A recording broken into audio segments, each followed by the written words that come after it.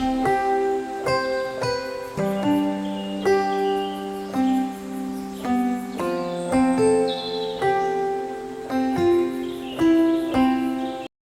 आपल्या सर्वांचं स्वागत करते आणि डेक्कन एज्युकेशनच्या बालक मंदिरच्या मुख्याध्यापिका माननीय सौ मंजिरी देशपांडे यांचंही मी या कार्यक्रमामध्ये स्वागत करते।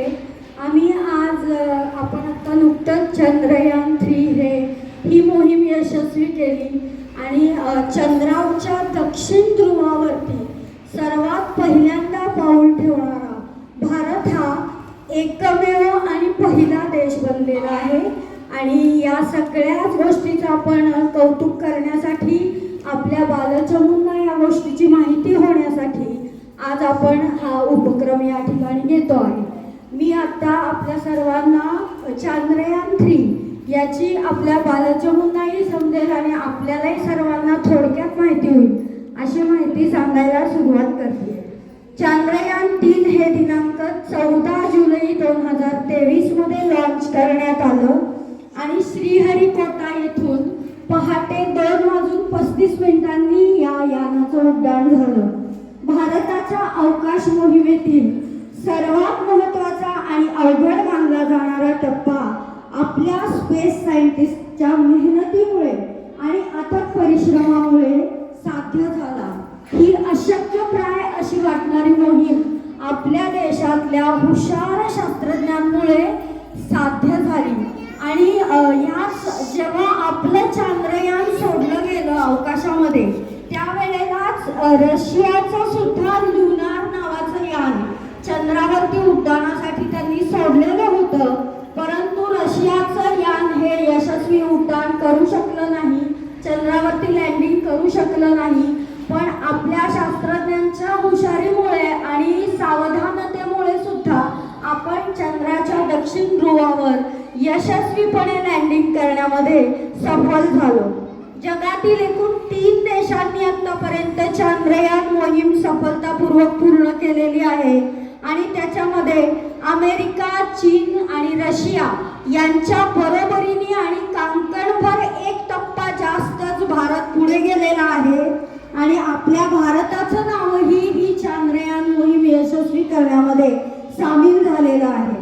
आपल्या भारत देशाने चंद्राच्या दक्षिण ध्रुवावर सॉफ्ट लँडिंग करत चंद्रयान 3 हे असाध्य लक्ष्य साध्य केलं आहे आणि हे करणारा भारत हा जगातील पहिलाच देश बनला आहे।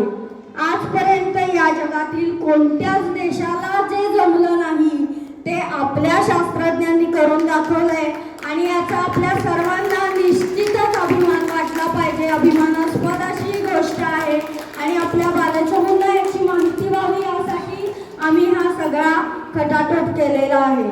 आपल्या यानाबरोबरच आता मी सांगितलं तसं रशियाचंही एक लुनार नावाचं यान तिथे सोडलं गेलेलं होतं, परंतु रशियाची मोहीम अयशस्वी झाली आणि आपली मोहीम मात्र यशस्वी झाली। चंद्र हा नेहमी एका दिशेने फिरत असतो आणि पृथ्वीच्या गुरुत्वीय बलामुळे चंद्राचा दक्षिण ध्रुव हा आजपर्यंत कधीही आपल्या समोर आलेला नाहीये। चंद्राचा आपल्याला एकच बाजू नेहमी दिसत आलेली आहे आणि त्यामुळे ही मोहीम अवघड होती आपल्या शास्त्रज्ञांसाठी, कारण ह्याची काहीच माहिती, याचे कुठलेही फोटो किंवा कुठलीही माहिती उपलब्ध नसताना सुद्धा आपल्या शास्त्रज्ञांनी दिवस रात्र मेहनत करून कष्ट करून ही मोहीम यशस्वी केली। त्यामुळे या भागामध्ये कोणतंही लँडर उतरवणं ही सर्वात कठीण जी गोष्ट होती ती आपण साध्य केली। चंद्रयान 3 या मोहिमेसाठी एकूण 651 कोटी रुपये खर्च आलेला आहे। 651 कोटी रुपये आपल्याला जास्त वाटतात, पण आपल्या देशाची किमया ही आहे की आपल्या देशामध्ये जुगाडू लोक राहतात, त्यामुळे आपला हा जो खर्च आहे हा इतर देशांच्या मोहिमांपेक्षा कमी आहे। आणि चंद्रयान 3चं जे प्रज्ञान रोवर आहे की जो त्यांनी चंद्राच्या पृष्ठभागावरती सोडला यानातनं, हा रोवर दक्षिण ध्रुवावरती किती प्रमाणामध्ये पाणी आहे, तिथं कोणती आणि किती प्रमाणामध्ये खनिज उपलब्ध आहेत, भविष्यामध्ये चंद्र दक्षिण ध्रुव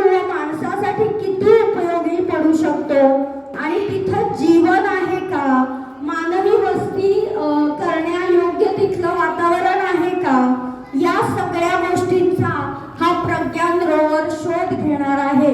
तसंच चंद्राच्या दक्षिण ध्रुवावरचे फोटोग्राफ सुद्धा प्रज्ञान रोवरच्या साह्याने आपल्याला दिसणार आहेत. म्हणजे प्रज्ञान रोवर हा एक प्रकारचा रोबोटच आहे आणि तो आपल्याला हे फोटो पाठवणार आहे. प्रज्ञान रोवर मध्ये विशेष प्रकारचे कॅमेरा लेन्स बसवलेले आहेत जे चंद्राच्या दक्षिण ध्रुवाचे फोटो काढून पृथ्वीवरती पाठवणार आहेत आणि पूर्णपणे तो सोन्याने प्लेटेड आहे. म्हणजे आता इथे प्रज्ञान रोवरची चित्रकृती ठेवलेली आहे, तर त्या चित्रकृतीमध्ये आपल्याला दिसेल की त्याचं पूर्ण प्लेटिंग जे आहे वरचं ते सोन्याचं आहे. त्याचं कारण असं आहे की दक्षिण ध्रुवावरती सूर्याची अतिशय हानिकारक किरणे येतात आणि त्यापासून रोवरचं रक्षण करण्यासाठी सोनं आणि इतर धातू मिळून प्रज्ञान रोवर बनवलेला आहे आणि हेच आपल्या शास्त्रज्ञांच्या यशाचं गमक आहे. मी पुन्हा एकदा आपल्या सर्वांना, आपल्या बालचमूंना, आपल्या शास्त्रज्ञांना या सगळ्या गोष्टीसाठी त्यांचं अभिनंदन करते. आपल्या बालचमूंनाही या गोष्टीची आज माहिती झाली की चंद्रयान-3 हे किती अशक्यप्राय मोहीम होती आणि आपल्या शास्त्रज्ञांनी ती किती छानपणे साकार केली. न जाणो उद्या आपल्या या मुलांपैकीच कोणीतरी असाच एक सायंटिस्ट होईल अशी आपण आशा करूया. इस्रोमध्ये पुढे जाऊन आपली मुलं काम करतील अशी अपेक्षा करायला निश्चितच काही हरकत नाही आहे. तर मी सगळ्यांचा